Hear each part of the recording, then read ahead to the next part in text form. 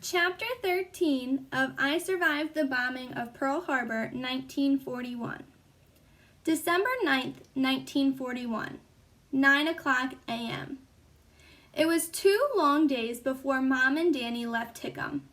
The first thing Danny did was change his clothes.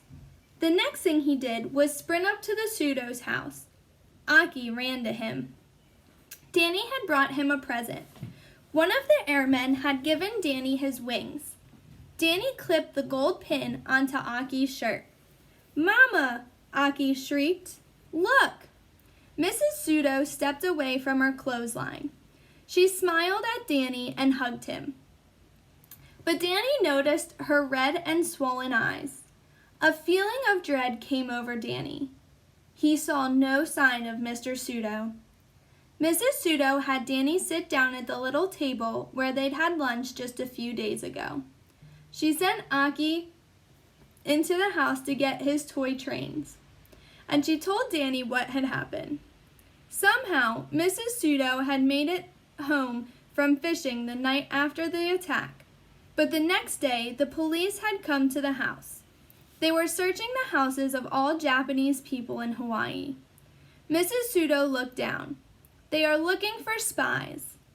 "Spies?" Danny asked. "They just said that local Japanese here had helped with the attack. They asked if they could search our home, and of course we said yes, because there is nothing here we have to hide." Mrs. Pseudo pushed her lips together and took a ragged breath. But they did find something.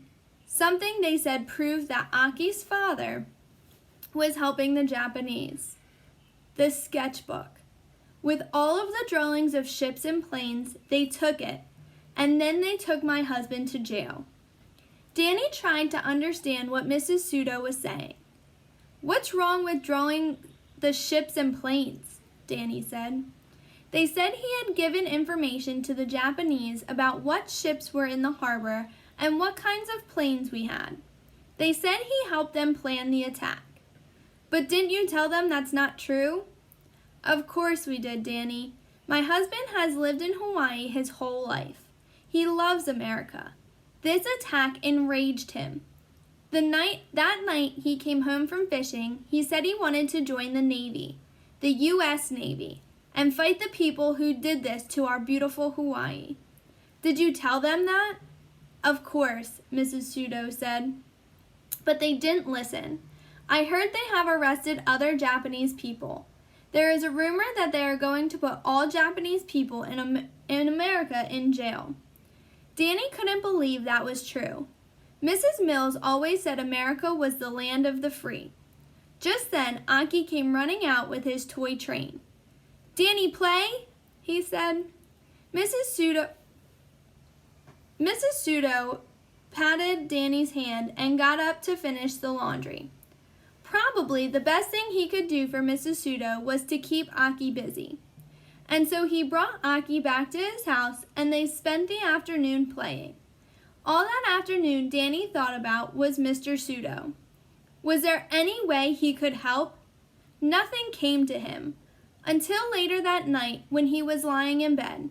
Danny realized that there was one person who might be able to do something. And the next morning, he went to the post office and sent a telegram to Earl Gaskey. There was no way of knowing whether Earl had anything to do with Mr. Pseudo's release from jail a week later.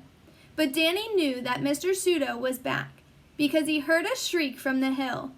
"Papa!" An hour later, Aki had dragged Mr. Pseudo down to meet Danny. Of course, Danny didn't mention to Mr. Pseudo that he'd asked a gangster to help free him from prison.